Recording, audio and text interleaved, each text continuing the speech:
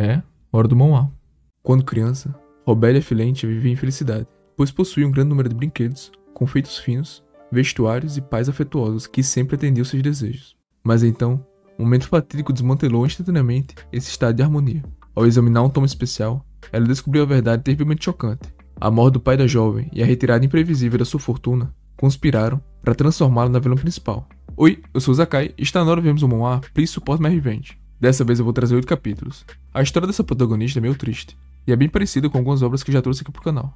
Quem já me acompanha já ativa o sininho pra sempre ficar de olho nas obras que eu trouxe aqui pra vocês, e se você não me acompanha, já se inscreve pra não perder nenhum vídeo e me ajudar a chegar nos 35 mil inscritos. O nome da obra vai passar na tela pra vocês, e fiquem com o vídeo. A história começa em um funeral. Aos 3 anos de idade, a menina enfrentou a perda irreparável de seu pai, James a Filencha.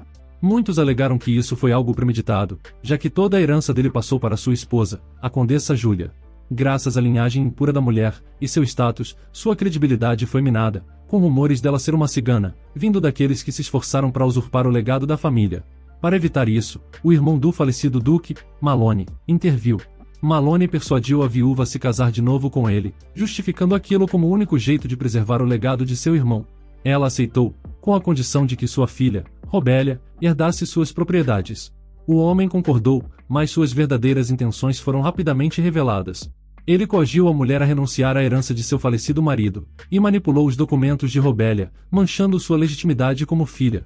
Isso criou uma oportunidade para o antagonista anexar completamente os bens de seu irmão mais velho. Logo depois, ele começou a ameaçar a infeliz mulher e sua filha, com medo de que a garota tivesse a chance de reivindicar seus direitos. Incapaz de suportar aquele destino, Júlia procurou refúgio em um pequeno vilarejo com sua filha, onde viveram vários anos relativamente felizes. Mas no 13º ano da protagonista, uma aflição inesperada bateu à sua porta, com ela adoecendo de malária. A única solução estava em apelar ao seu tio. Claramente o homem não via vantagem em salvar a sua sobrinha, mas sua mãe ofereceu um artefato precioso para ele em troca, proporcionando à criança uma chance de sobreviver com o tratamento da doença. A mulher de Malone nutria um intenso rancor à viúva da linhagem Romani, já que para se casar com a viúva, Malone precisou se divorciar de sua esposa. Isso a levou a humilhar sistematicamente a pobre mulher. Josephine falava da indiferença de seu marido em relação a ela e a sua filha, sujeitando a mãe da protagonista a inúmeras agressões. Finalmente, um dia ela sucumbiu a seus tormentos, e com o tempo, encontrou seu fim. Como último devaneio antes de sua partida, Júlia refletiu sobre sua vida dos sonhos, com seu amado marido e sua filha, incapaz de entender o motivo por trás do fim da sua felicidade tão sincera. O sofrimento de sua mãe afetou profundamente a protagonista, e a cada palavra que ela falava vinha uma angústia que rasgava sua alma. Sobrecarregada pelo horror de perder sua mãe, Robélia acabou desmaiando logo depois. E dentro de uma visão, ela descobriu a existência de um tomo original, que narrava os mistérios e eventos do reino. Nele estavam contidos os verdadeiros motivos de tudo o que aconteceu em sua vida. Quando ela acordou, seu insensível tio comunicou que já havia cremado os restos de sua falecida mãe e espalhado suas cinzas, lhe recusando um enterro apropriado no cemitério da família. Já que segundo ele isso seria uma desgraça para a família. A personagem principal foi abalada com a revelação, pensando que tudo lhe tinha sido tirado. Reunindo toda a sua amargura e a transformando em fúria, a jovem resolveu se vingar dos causadores do sofrimento de sua família e recuperar tudo o que lhe pertencia por direito. Enquanto ela tinha ficado desmaiada, ela teve uma visão, que claramente tinha a ver com a antiga magia cigana. Na infância, a garota tinha observado sua mãe usando aquela magia para propósitos práticos, invocando encantamentos para sufocar uma galinha. Apesar da falta de habilidade da protagonista em usar magia, e do fracasso de Júlia em ensiná-la, Robélia tinha sangue Romani dentro de si, e por isso, ela possuía uma noção subconsciente do uso. No sonho, a jovem vislumbrou um tomo especial, uma história que narrava toda a sua realidade. A protagonista da história do livro era prima da órfã, e filha única de Malone, Ana. Ao mesmo tempo, no livro a nossa protagonista assumia o papel de vilã principal. Sujeitando sua prima Ana a perseguições e maus-tratos, ela até mesmo utilizou o sangue da prima para lançar uma maldição sombria. Com o decorrer da narrativa, a infeliz Ana estava destinada a cruzar caminhos com o herói principal, e juntos, derrotarem a figura malévola de Robélia. Como recompensa, sua prima teria uma vida alegre e longa, além de herdar o legado da família Filencha. A protagonista chegou à conclusão de que estava sendo descrita como a vilã única e exclusivamente porque a narrativa era contada a partir da perspectiva de Ana, sua rival. Portanto, ela resolveu corrigir a situação. Assim, agora que ela sabia de todos os detalhes, ela decidiu não mais se vingar de sua prima, mas sim de seu pai, o verdadeiro vilão da vida de Robélia. A órfã resolveu utilizar as informações do livro e retomar seu status como herdeira legítima. Mas isso exigia encontrar seu certificado de batismo, o único documento que Malone não destruiu. Mas mesmo que ela achasse o certificado e recuperasse seu status, a jovem ainda estaria impotente para reconquistar sua fortuna sem o apoio de ninguém. Então, a órfã resolveu buscar um aliado para ajudá-la em sua vingança, e a personagem principal já sabia quem seria essa pessoa. No passado, enquanto servia a sua prima, ela tinha testemunhado a agressão de um jovem aristocrata em um duelo. Jay Perado representava o único vestígio da linhagem do Imperial do Grão-Duque. Na narrativa original, ele era oposto ao protagonista masculino da história, tanto política quanto ideologicamente, se tornando essencialmente o aliado ideal. Tendo queimado seus próprios rascunhos do manuscrito, a jovem decidiu implorar por sua ajuda. Sua determinação era inabalável, já que ela não tinha nada a perder. Logo, Robelia fez uma jornada ao palácio do Duque para um encontro pessoal, criando o pretexto de que levava uma carta de seu tio, tudo para garantir um encontro com o cavalheiro. Embora Jay suspeitasse da verdadeira razão da visita dela, ele permitiu que o encontro acontecesse. Ele tinha interesse em entender os motivos de uma filha ilegítima marcar uma reunião. Ao se sentarem juntos, a protagonista confessou que tinha mentido sobre a carta, e expressou abertamente seu desejo pelo apoio dele, e em troca, prometeu resolver a raiz de seu maior problema. O Duque ficou confuso com a determinação da mulher, achando que Robelia Filencha seria uma jovem tímida, mas ela logo responde que aqueles eram rumores exagerados. Ele diz que não pareciam exagerados quando eles se viram no duelo de esgrima, e continua, dizendo que ela não tinha o que lhe oferecer, já que ninguém sabia o que ele queria. Por conta do livro, a jovem sabia muito bem disso, já que todos pensavam que ele queria se libertar da família real ou ter sua herança de volta, mas estavam todos errados. O que ele mais queria era se livrar de sua maldição da nação estrangeira. O Duque ficou surpreso com a perspicácia da jovem e o fato dela possuir conhecimento de seu segredo. Sua primeira resposta foi sacar sua espada contra ela, já que sem dúvidas ele estava atônito e indignado com a visita, perplexo em como ela tinha conseguido informações sobre seus medos ocultos. Em contraste, Robelia exalava uma aura de tranquilidade, e até sorri para o Duque, confundindo completamente o cavalheiro. Ela revelou todos os detalhes do segredo. Jay era incapaz de encontrar repouso durante a noite, atormentado por pesadelos. Ele teme que em um desses sonhos recorrentes, uma entidade maligna se manifeste e roube sua essência, o transformando em uma criatura monstruosa. No passado, o Duque liderou incursões em terras estrangeiras a mando do rei. Um dia, ele foi atacado por uma besta mágica controlada por alguém. Essa criatura roubou seu ego, e desde então ele se viu com uma maldição que diminuía a sua humanidade. Com a marca da maldição, ele logo se agitava ao empunhar uma espada, acabando coberto de uma energia de violência e barbárie. Como no dia do duelo, ele se via sem controle sobre suas próprias ações, à mercê da transformação. A protagonista principal tranquilizou o homem confuso, dizendo que poderia ajudar em seu sofrimento. Como prova, ela deixou um frasco contendo um elixir feito para aliviar temporariamente seus pesadelos. Aquilo levou o homem a refletir, até que ele perguntou sobre os desejos da jovem dama. Ela respondeu que buscava o apoio do Duque para estabelecer seu próprio empreendimento, assim ela juntará dinheiro, facilitando sua intenção de restaurar a reputação de sua família. Logo, a órfã apressou sua partida e voltou para a propriedade de seu tio, onde foi prontamente recebida por ele. O homem ficou profundamente indignado ao descobrir a saída secreta que sua sobrinha tinha feito, saindo dos terrenos da propriedade. Ela se apressou em justificar sua ausência com uma história de uma visita à igreja, aparentemente para prestar homenagem à sua falecida mãe. Surpreendentemente, Malone acreditou em sua mentira, embora tivesse certa desconfiança. Ele estava relutante em relação a ela deixar suas responsabilidades domésticas para visitar o templo. Durante sua conversa com seu atormentador, agora ela via claramente sua verdadeira face. A heroína principal sentiu um desejo intenso de pôr fim à vida dele ali mesmo, mas ela decidiu se conter, pois não estava disposta a dar a ele uma morte fácil. Na manhã seguinte, a senhora da propriedade convocou Robelia para uma conversa. Ela abordou a jovem de maneira amigável, como se fossem irmãs. Durante a conversa com a órfã, Ana a pressionou a escolher um vestido, achando que isso melhoraria o humor da protagonista depois da morte de sua mãe. Ana soube que convidados tinham chegado à propriedade. A própria senhora assumiu que esses visitantes eram admiradores dela, vindo devolver o lenço que ela deixou cair de propósito na última festa da nobreza. Era um costume comum uma dama deixar cair o lenço na frente de homens que a intrigavam, assim os incitando a expressar simpatia e a devolver o item, junto com um presente valioso, como um sinal de seu interesse recíproco. Depois da conversa, a protagonista se juntou a Ana para receber os convidados. Os subordinados de Duque Perado tinham vindo para conhecer a moradora da propriedade. Ao observar o empregado de Jay, a ingênua Ana concluiu que ele finalmente tinha respondido ao gesto do lenço e enviado seus homens para devolvê-lo. Mas sua suposição estava equivocada. O cavaleiro se apressou em transmitir o verdadeiro propósito de sua visita. Ele havia chegado por ordem do duque para um encontro pessoal com Robelia. A protagonista original do livro não podia acreditar no que ouvia, mas o subordinado do duque reiterou o propósito de sua visita, notando a expressão surpresa da garota. A jovem estava tão incrédula sobre sua prima ser visitada pessoalmente por um cavaleiro com um presente, que perguntou várias vezes, o que fez todos perceberem seu engano. Logo em seguida, o homem presenteou a órfã com um renomado perfume, altamente desejado por todas as damas aristocráticas por conta de sua raridade. O convidado expressou seu desejo de acompanhar a protagonista ao palácio do duque. Embora ela tenha concordado, a esposa de Malone chegou na mesma hora, intervindo de forma inesperada e tentando parar a situação. A mulher percebeu o descontentamento de sua filha biológica, e assim, esperava manipular os acontecimentos. Ela fingiu uma falsa preocupação pelo bem-estar da órfã, usando a perda recente de sua mãe como justificativa. A madrasta tentou evitar que a garota se encontrasse com o duque, mas ela não conseguiu, já que o cavaleiro insistiu firmemente, colocando a senhora da propriedade em uma posição desconfortável. Fora isso, o empregado explicou o conhecimento de Robelia e o duque, inventando uma história de que eles se encontraram na igreja. No final das contas, lembrando uma conversa que teve com Malone, a mulher cedeu à pressão dos subordinados e ao acordo. Ela lembrou a Robelia que ela não deveria manchar a reputação da família com ações impulsivas, e que chegasse antes da janta. No caminho, ela pensava nos problemas significativos, e na ira iminente dos donos da casa que a aguardavam ao voltar para casa. Mas aquilo não a intimidou, nem mesmo o cavaleiro parecia compreender a complexidade da situação.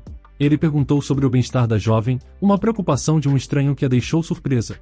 Robelia relembrou o passado e como outra pessoa tinha vindo em sua defesa, tentando ajudar, mas no fim, acabou sendo apenas por seus próprios interesses. Por essa razão, ela pediu ao subordinado do duque para não se preocupar com ela, já que seus problemas pessoais não eram de sua conta. A protagonista principal permanecia convencida de que confiar em alguém era algo perigoso, acreditando que a verdadeira natureza dos seres humanos era intrinsecamente egoísta, gananciosa e cruel. Portanto, para evitar sofrer as consequências novamente, ela não podia se dar ao luxo de confiar. Pouco depois, a protagonista chegou à propriedade do homem. De repente, a moça se viu em um jantar compartilhado com Jay Perado, que parecia feliz em vê-la. Estando sozinhos, o homem pergunta se a comida estava ao gosto de Robelia, comida demais para apenas um almoço. A primeira fala da moça era a respeito da eficácia do elixir que o duque tinha recebido. Ele fala que pela primeira vez desde que foi amaldiçoado não sofreu com pesadelos, mas lembrava que a órfã tinha mencionado que era apenas um tratamento temporário. Robelia confessou que para curar completamente o duque, ela precisava se infiltrar em seus sonhos e enfrentar pessoalmente os pesadelos. Ele considerou essa solução como tola, e preferiu confiar no elixir, já que pela primeira vez, mesmo uma pequena dose da poção tinha se provado ser suficiente para aliviar o seu fardo. Ele entendeu a proposta da garota em criar um empreendimento em troca, mas ele também estava convencido de que ela precisaria de um negócio influente. Pela necessidade de escala e com os ataques da nobreza, o empreendimento seria perigoso para a órfã. Robelia se apressou em tranquilizar suas preocupações, tendo antecipado essa pergunta, dizendo que tinha pensado em um sistema de patrocínios.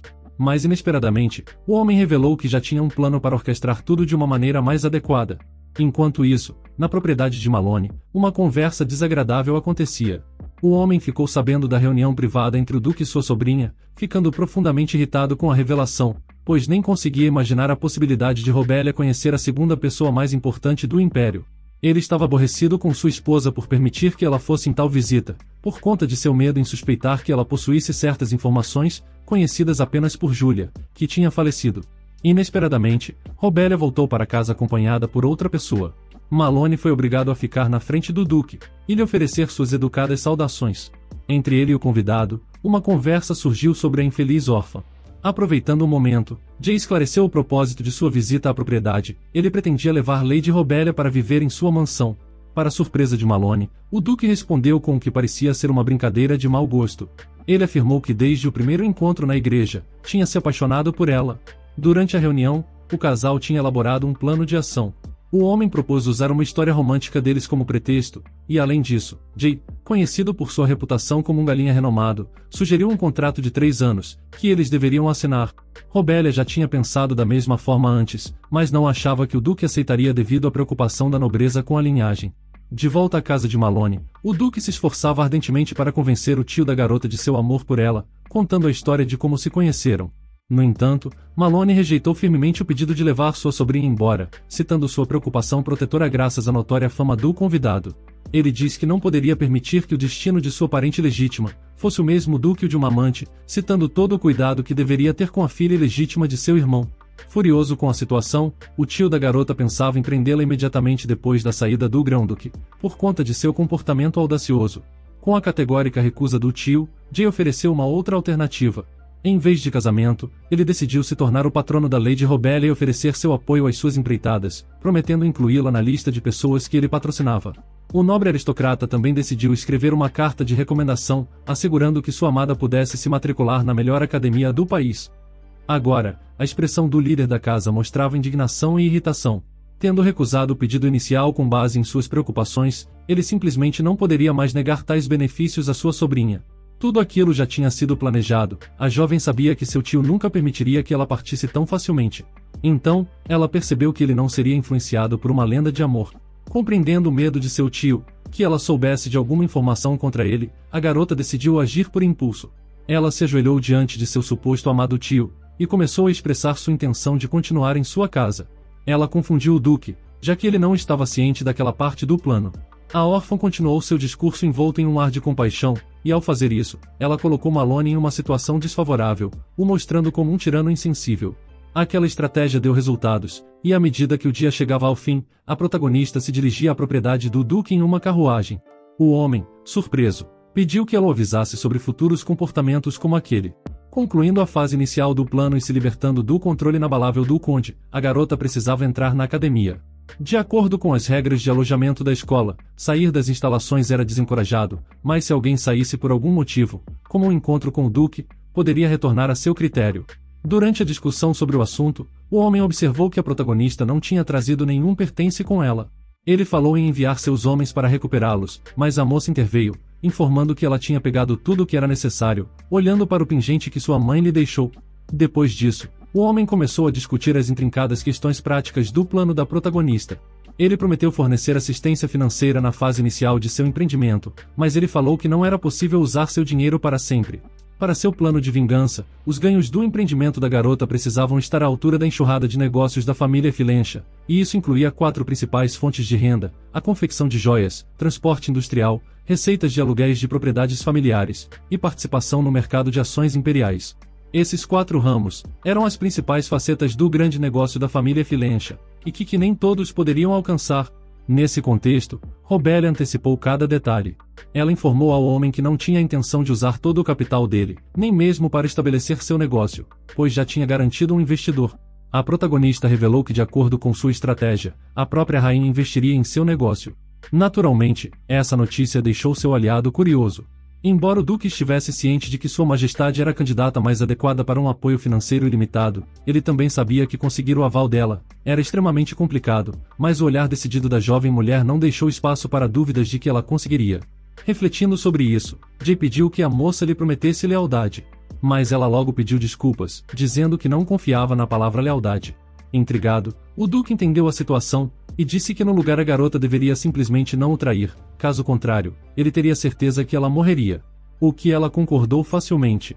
Com o tempo, o belo casal chegou à propriedade, onde todos os serviçais deram uma recepção calorosa de seu senhor, acompanhado da nova dama.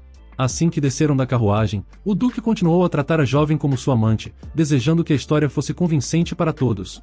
A protagonista concordou docilmente, surpreendendo bastante seu poderoso aliado, já que ele não tinha observado aquele comportamento dela antes. Posteriormente, a jovem foi apresentada à sua camareira pessoal e ao mordomo da propriedade, Harold. Em seguida, ela se retirou para seus aposentos em seu recém-designado cômodo. A chegada da dama coincidiu com a finalização da preparação de seus aposentos. As camareiras não tinham perdido a chance de discutir sobre a convidada, fazendo Robélia ouvir tudo antes de entrar. Ela tinha um jantar com o Duque, e pediu que as camareiras ajudassem a se preparar, já que ela não tinha intenção de ser uma pessoa bem vista. Durante a preparação para o jantar, uma camareira deixou cair uma xícara, ficando extremamente preocupada com o preço do objeto quebrado. No final da preparação, as camareiras saíram, fofocando que não tinham gostado de Robélia, até que ela fala sobre a xícara, lembrando do tempo em que era uma criada, e se oferecendo para ser a responsável pela xícara quebrada no lugar dela. Ela realmente teve pena da criada, independente da consequência de suas palavras. Naquela mesma noite, Ana soube de toda a situação que tinha acontecido, e ficou horrorizada, acreditando que sua prima havia tirado tudo dela, se perguntando por que ela tinha saído sem avisá-la, e por que o Duque escolheu Robelia e não a ela. Na noite do jantar, o Duque expressou seu desejo em compartilhar seus aposentos com a convidada aquela noite, pedindo ao mordomo que fizesse todas as providências necessárias para aquilo. Naturalmente, essa informação surpreendeu todos os criados da casa, uma vez que nenhuma das convidadas anteriores do homem tinha passado a noite no castelo ou em seus aposentos. Tarde da noite, como tinha planejado, a protagonista se dirigiu aos aposentos do cavalheiro. O encontro não só serviu para confirmar seu relacionamento romântico, mas também para buscar o tratamento desejado para a aflição causada pela maldição. Durante o jantar, o jovem casal tinha discutido sobre o assunto. Jay pediu que o tratamento definitivo de seus pesadelos começasse o mais rápido possível, e por isso Robelia sugeriu que ela visitasse seu quarto durante a noite. Agora, a jovem senhora estava pronta para embarcar no ritual, apesar dele ainda não acreditar no tratamento.